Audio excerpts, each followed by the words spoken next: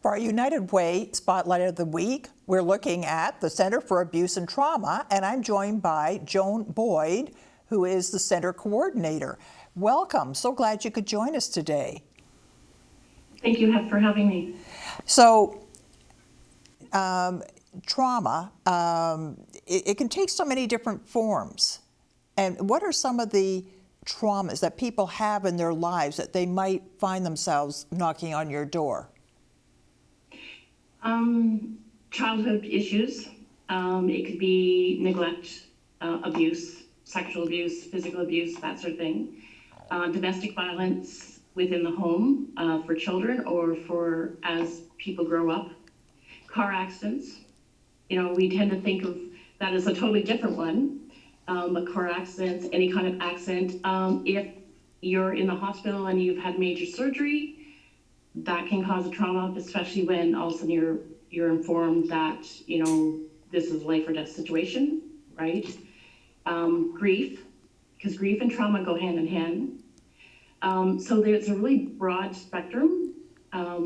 We work with military personnel and police, paramedics, all first responders, that sort of thing. So it's very broad. And what is the difference between trauma and PTSD? PTSD is a trauma can happen, and we are sort of given. So if trauma happens, right, we have the ability within the first 3 months of that trauma to heal from it, right? But if it lasts longer than 3 months, you know, the flashbacks, the hypervigilance, that sort of thing, that's when it becomes PTSD. Okay, so it's the timing of it that makes the difference, because that's a term that we hear so often now. Okay. Yes. Is it possible that someone is a victim of abuse, has had trauma, and they don't even know that they did? Yes. A lot of people, when they come into us, they come in and say, you know, I'm having some issues within relationships and everything else. And when we go back and we look at their life, we can sort of see the difference in what's happened to them. And sometimes they're surprised that something that happened to them was actually trauma because they thought it was just a normal life circumstance. Well, I was just, right? Well, you know what, I'm just thinking that, Joan, that I grew up in a time when nobody got involved with the family. That was, you know, what went on in someone's home, that was their business, and that was full stop.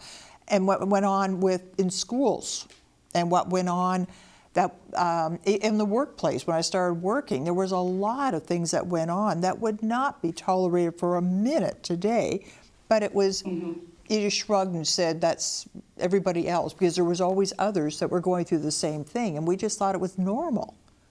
And so you encounter that? Yes, every day. We'll have a client come in and talk about something, and then we have to sort of say, you know that was abusive, and they go, no, that was the way it was in our household, right? Okay. So then we have to sort of explain to them how come it was abusive. Okay, right. And today it'd be called abuse, then it was just normal. Yes. Right. Okay. Yeah. Oh, and boy. Life before was a lot different. You know, everybody sort of experienced the same sort of things, so you're sort of growing up. But now there's so many different types of people.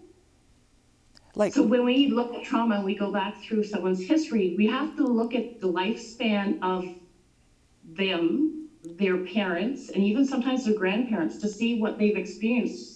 So if someone was born, or someone's grandparent was in World War I, and then their father was in World War II, these things have an effect on the way that they parented their children growing up, right? And passed through the generations.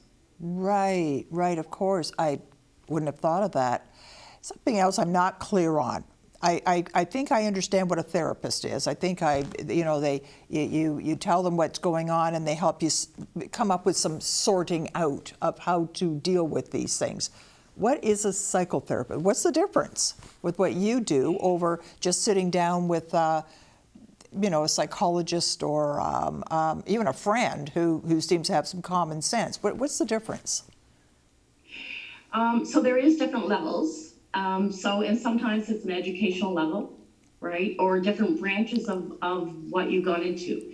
So a psychologist would have gone into more of a psychology field, where a psychotherapist would go more down the counseling field, where we would be working one-on-one with people, where psychiatrists would go through the doctor field.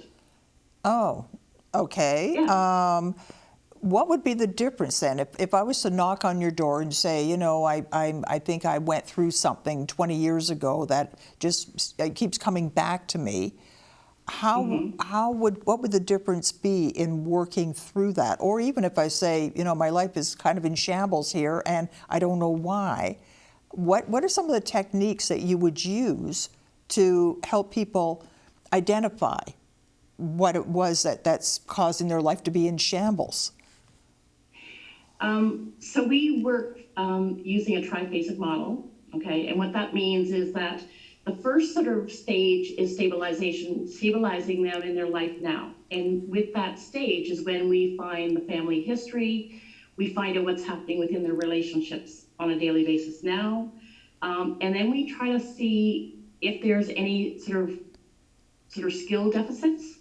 So if this is a person who has a hard time with boundaries, we may teach them some boundary skills. But we're also going back and looking at the family history and finding out what the relationship was like with their caregivers, with other family members, what impacted family. So was there drinking in the family? Was there drug use in the family? Was there domestic violence? Was there mental health issues, right? And so we're sort of examining every area of their life to find out where the problems are, right? And because I've been working in this field for a long time, if someone tells me that they left home at 16, I know there had to be something going on in that home that was not healthy for them, right? Okay. So we sort of follow them, and we also follow where they lived. Did they move a lot when they were children? Did they go, to a lot of different schools? Those are things, and then asking them what happened to them, what they remember that happened to them. Wow. It's a lot. It's a lot. It's a lot. So this isn't like a one-time, sit down for an hour and walk away and I feel so much better now. This is a long-term thing. Yes. Oh, okay. Wow. There's a lot of places that offer 10 and 20 sessions. The work that we do has to be long-term because we're not going to get to where we need to go in 20 sessions. Wow. It's just not going to happen. It's so valuable what you're doing, and I understand the United Way has played a big part in your success. Can you tell me a little bit about that? Yes. We have a sliding scale. We're a nonprofit organization, and United Way has provided us so that we can go lower than the sliding scale. Because in order to be viable, we have to have a certain amount of money that comes in. And they allow us to go a little bit below that so that people who are lower income can pay sometimes as low as $10 per session, right?